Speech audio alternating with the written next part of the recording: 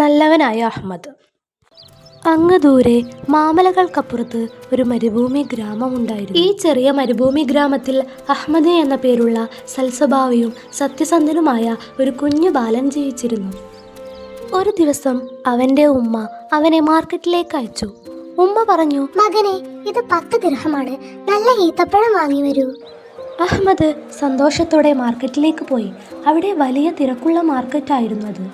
ഒരു കടക്കാരൻ അഹ്മദിനോട് ചോദിച്ചു, മോനെ, നിന്റെ കയ്യിൽ എത്ര പണമുണ്ട്? എന്റെ കയ്യിൽ 10 ദിർഹം മാത്രമേ ഉള്ളൂ. കടക്കാരൻ അവനെ പരീക്ഷിക്കാൻ വിചാരിച്ചു. നീ 5 ദിർഹം തന്നാൽ മതി. ഇല്ല, ഉമ്മ 10 ദിർഹം തന്നതാണ്. ഞാൻ സത്യം പറയണം. കടക്കാരൻ അതിശയിച്ചു. നീ വളരെ സത്യസന്ധനായ കുട്ടിയാണ്. ഇങ്ങനെ സത്യം പറയുന്ന കുട്ടികളെ അള്ളാഹു ഇഷ്ടപ്പെടും. അവൻ അഹ്മദിന് കൂടുതൽ ഈത്തപ്പഴം സമ്മാനമായി നൽകി. അഹ്മദ് സന്തോഷത്തോടെ വീട്ടിലേക്ക് പോയി. വീട്ടിലെത്തിയ ഉടനെ അഹ്മദ് മാർക്കറ്റിൽ നടന്ന കാര്യങ്ങളൊക്കെ അവൻ്റെ ഉമ്മയോട് പറഞ്ഞു. അപ്പോൾ ഉമ്മ പറഞ്ഞു, സത്യം പറഞ്ഞാൽ എല്ലായ്പ്പോഴും നന്മ കിട്ടും.